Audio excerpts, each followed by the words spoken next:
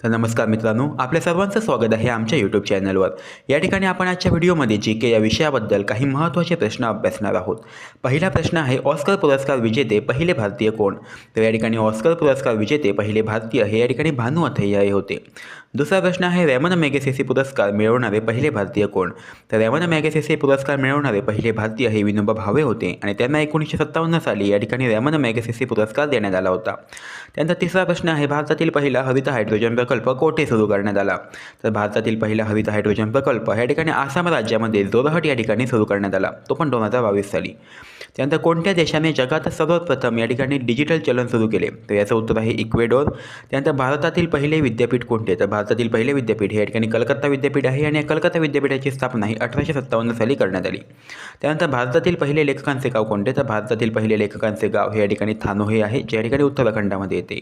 त्यानंतर उत्तर ध्रुवावर पाऊल ठेवणारे पहिले व्यक्ती कोण? तर उत्तर ध्रुवावर पाऊल ठेवणारे पहिले व्यक्ती हे या ठिकाणी रॉबर्ट पियरे हे होते.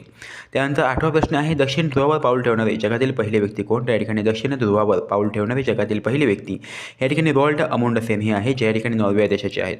त्यानंतर भारतातील पहिले योग विद्यापीठ कोठे सुरू करण्यात आले? तर भारतातील पहिले योग विद्यापीठ हे अहमदाबाद गुजरात या ठिकाणी सुरू करण्यात आले. त्यानंतर 10वा प्रश्न आहे की स्थानिक स्वराज्य संस्थांच्या निवडणुकीत मतदान सक्तीचे करणारे भारतातील पहिले राज्य कोणते?